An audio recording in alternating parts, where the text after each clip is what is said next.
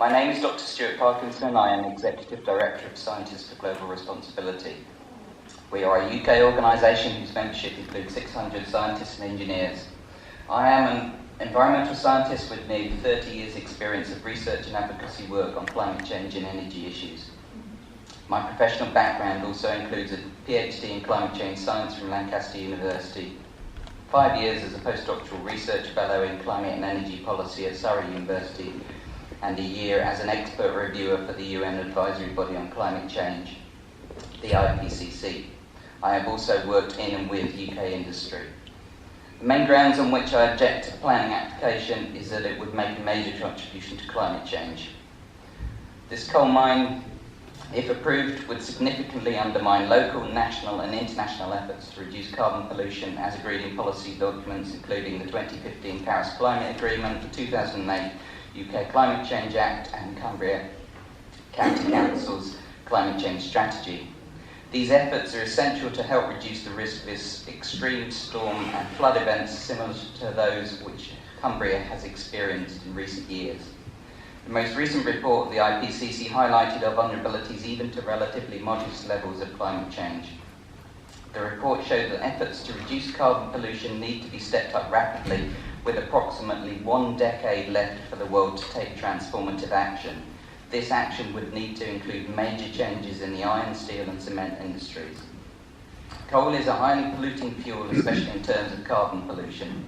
Based on figures for the estimated coal production produced in the planning application, I've calculated that during the main production phase, the mine would lead to emissions of over 9 million tonnes of carbon dioxide equivalent for every year it is in operation.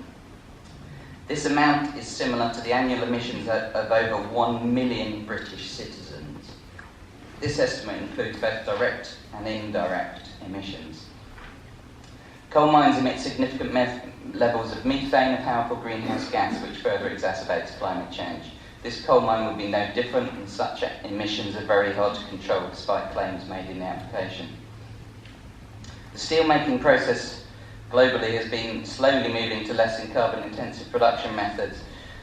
Such processes include electric arc furnaces, which have particular environmental benefits over coal-fired blast furnaces if the source of electricity is lower carbon, as in the UK. This new mine would do nothing to help slow the transition to the low-carbon economy. Indeed, it would slow down the process. And one of the things we need is a shift to electric arc furnaces and lower carbon fuels in the UK and worldwide. Claims that the coal from this mine would save some carbon pollution because it could, for example, offset UK coal are speculative and probably misleading. By increasing international supply, this mine would help depress coal prices, and thus it would actually be more likely to increase coal use internationally in the short term.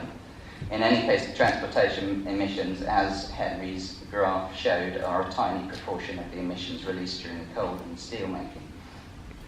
In line with international trends, the UK is phasing out coal for electricity generation by 2025. Other uses of coal will also need to be rapidly reduced to tackle climate change, and the IPCC and others have recommended ways in which this could happen, including a range of technologies and processes, some of which, like the electric arc furnace, already in existence.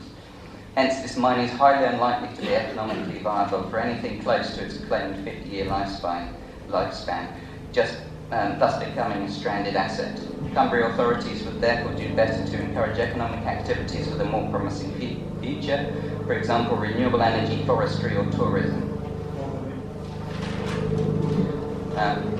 The UK government has been repeatedly criticised by its advisory body, the Committee on Climate Change, for not taking adequate action to meet its carbon pollution targets.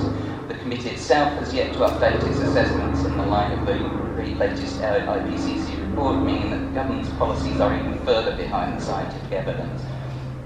Yet the failings of central government should not be used as an excuse for Cumbria County Council to ignore the scientific evidence of the major threat that this coal mine poses to our shared climate. In summary, approving this application for a coal mine would be a huge step backwards for efforts to tackle climate change, and thus would increase the risks of extreme weather events such as storms and floods. Meanwhile, the economic case for the mine is flawed. Therefore, I strongly urge the Planning Committee to reject the application.